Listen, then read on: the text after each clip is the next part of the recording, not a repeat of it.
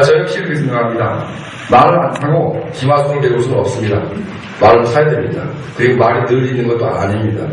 그런데 대체 어디로 갈지 모르고 그런 아무 생각도 없이 말을 타는 사람은 장군이 아닙니다. 어디로 갈지 목표가 분명하고 방법과 경로와 모든 것이 분명해야 말을 탈 수 있습니다. 물론 무한대로 기다릴 수는 없습니다. 시간이라는 정치에서 필수제가 아닙니다. 늘 주어지는 그런 제어가 아니라 우리는 시간을 잡거나 아니면 잃거나 할 뿐입니다. 그렇게 시간이 많지는 않다고 생각합니다. 그러나 진보 정치가 대통합하기 위해서는 저희 사회당은 반드시 스스로부터 혁신하고 상호 혁신하고 그리고 거듭나야 된다고 생각합니다. 진보신당은 3월 27일에 진보정치 대통합에 대한 입장을 밝혔습니다. 사회당은 현재는 중집 수준의 결의만 있습니다. 오는 3월 17일인가요? 중앙위원회에서 결정을 하게 될 것 같습니다. 진보 신당의 결정 사항과 유사한 결정이 이루어질 것 같습니다. 쟁점 사항에 대해서는 그렇습니다. 그러나 저희는 그 외에 사회경제 대안과 관련된 것도 굉장히 중요한 쟁점 사항이라고 생각합니다. 예를 들어 증세 문제. 증세는 다 같은 증세냐? 저희는 아니다고 생각합니다. 좋은 증세가 있고 나쁜 증세가 있다고 생각합니다. 예를 들어 고율의 토지세를 걷어서 투기 블루스톡을 환수하는 일, 좋은 증세입니다. 경제성장을 억제하지도 않습니다. 또 판치는 금융 투기 세력을 억제하는 고율의 금융과세가 필요하다고 생각합니다. 즉 신자유주의를 극복하기 위한 좋은 증세가 있는 반면에 신자유주의 극복과 아무 관계없는 예를 들어 부담을 중산층에게 좀 전가하는 그런 나쁜 증세들이 있습니다. 또 환경세 이런 좋은 증세들이죠. 즉 막연하게 복지동맹이다 증세동맹이다 해서 하나의 블록을 형성하는 일 결국 민주주의 정부하고 관련되는 일인데 이런 문제에 대해서 사회당은 결단코 반대할 것입니다. 진보정치의 독자성이란 단순히 우리 너희들하고 DNA가 다르다 이런 문제가 아니라 현재에서 달라야 된다고 생각합니다. 결정 자료에 있는 사회당 중앙위원회 결정 사항을 보시면은 저희 입장에 대해서 대개 알 수 있을 것입니다. 북한 문제, 민주화력 문제, 핵군주의 문제 등에서 진보신당 결정 사항과 그다지 다르지 않습니다. 사회경제 대안에 있어 저희 나름대로 약간의 독자적인 부분들이 있을 것 같습니다. 이 부분은 중기 이전의 초안이기 때문에 사회경제 강령에 대해서는 아직 들어가 있지 않은 참고 파일이 올라와 있음을 양해 드립니다. 두 번째, 오늘 제가 노동자 정치 세력화를 위한 토론회 인재하고 별도의 짧은 발표문을 준비했습니다. 결국 민주노총이 주최를 하는 토론회입니다. 물론 울산의 진보 3당이 공동 주최를 하고 있습니다. 그리고 문제는 노동자 정치 세력화입니다. 다들 이렇게 얘기합니다. 통합되면 저절로 잘 될 것이다. 저는 그렇게 생각하지 않습니다. 거꾸로입니다. 노동자 정치 세력화가 제대로 안 됐기 때문에 진보 정치가 사실은 2006년을 기점으로 해서 하강이 시작했다.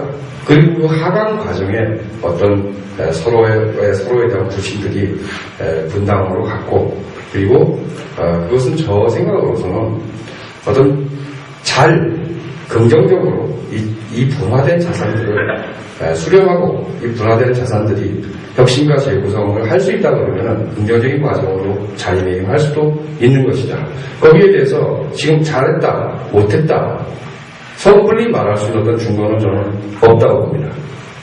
또한 노동자 정치 세력화가 먼저인 것이지 양당의 통합이 이루어지면 자동적으로 달성될 수 있는 결과일 것이라고 생각하는 것은 섣부른 생각일 것이라고 봅니다.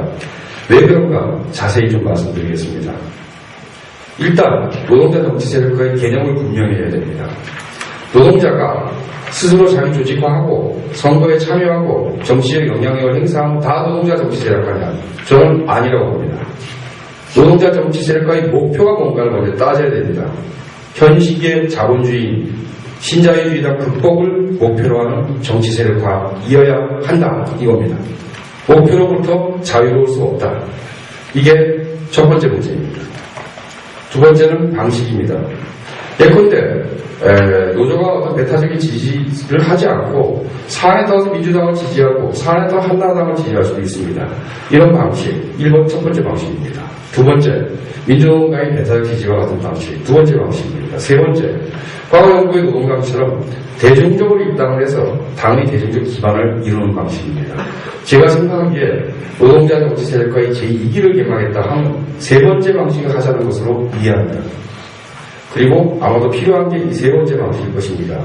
방금 강기갑 전 대표님께서 말씀하시길 민주노동 조합원 중에 진보 양당의 당원이 약 4-5% 된다 이렇게 말씀하셨는데 굉장히 낮습니다.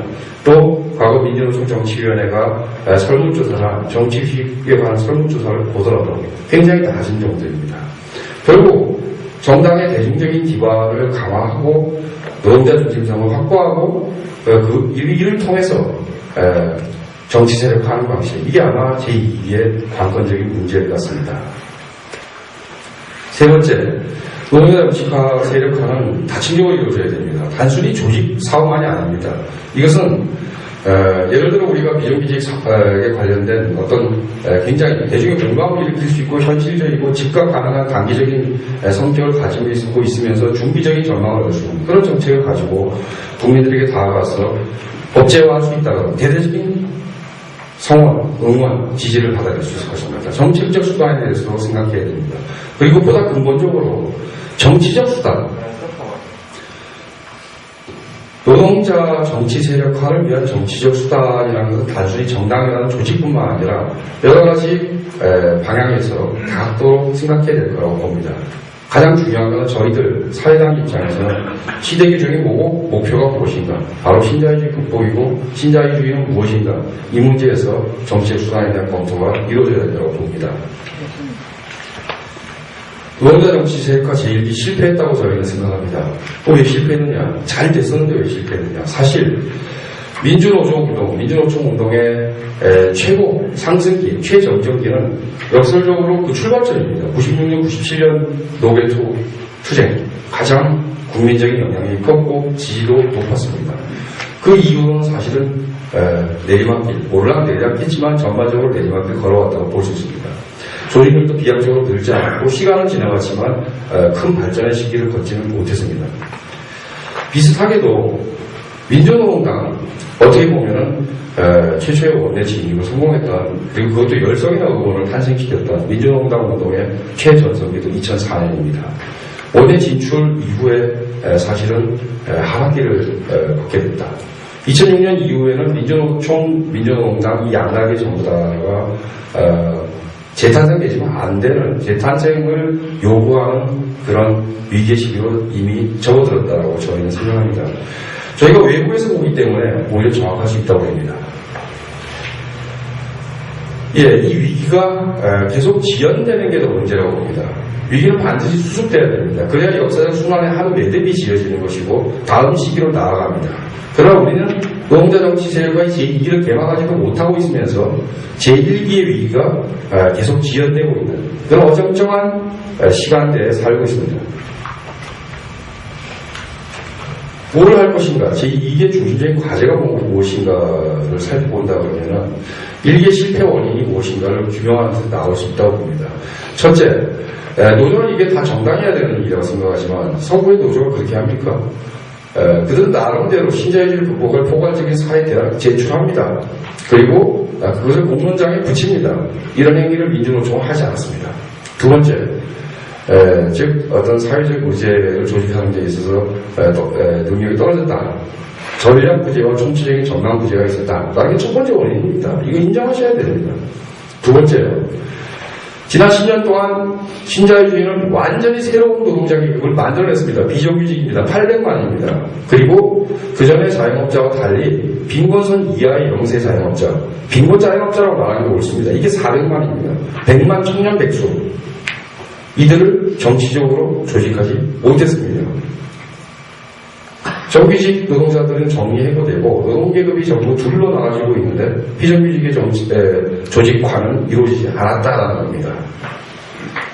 이 두 문제를 해결하기 위한 대안만 있으면 우리는 제2를 열어갈 수 있다고 봅니다. 포괄적인 사회경제 대안, 이거 논의해야 됩니다. 신자유주의 극복하기 위한 중장기 전망은 무엇이고 단기적인 방식은 무엇이고 경로는 뭔지 분명해야 됩니다.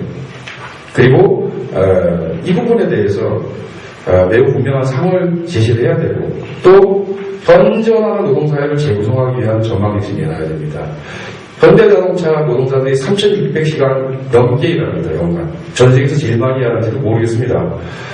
유럽에는 그렇게 일하는 노동자들이 없으니까 혹시 이번에 뜯어간 한진, 중국, 필리핀 어디 갔는데 거기는 더 일 더 많이 시킬지 모르겠습니다. 그러나 현재는 거의 전 세계 최고의 장시간 노동에 시달리고 있습니다.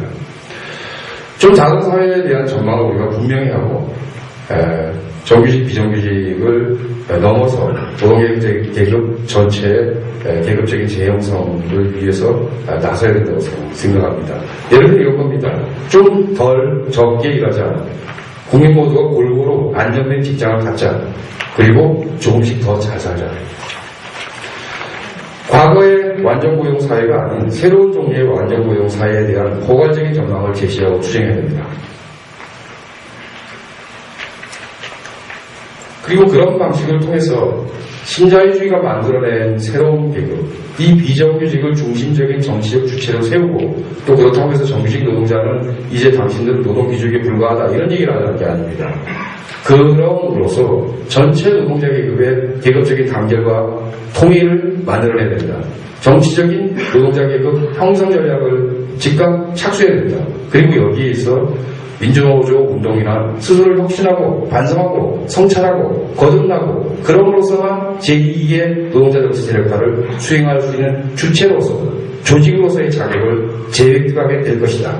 그 전에 신보정치 당신들이 분열되어 있기 때문에 우리가 어려워 하는 얘기는 사실 얼토당토하는 핑계거리고 남한테 미루기 있다. 저는 그렇게 생각합니다. 물론 통합은 노동자 정치 세력화를 위한 굉장히 중요한 계기를 부여할 수 있습니다. 우리가 그것을 노동자 정치 세력화를 위해서 활용할 수 있습니다. 그러나 그렇게 되기 위해서는 이 통합 과정에 참여하는 모든 주체가 스스로 뼈를 깎는 혁신의 과정을 하겠다는 각오가 있어야 됩니다. 그 각오가 없을 때 우리는 말 위에 올라타 보지도 못하고 감히 기마술을 배워보지도 못하고 그냥 시간이 지나가고 말은 6월, 7월, 8월, 9월 정도 되면 우리가 잡을 수 없을 정도로 저 멀리 달려가 있을 것입니다. 그 모든 책임은 혁신을 뒤로 모르는 여러 세력이 있을 것이라는 것을 저희 사회라고 분명히 이 자리에서 밝히고 싶습니다.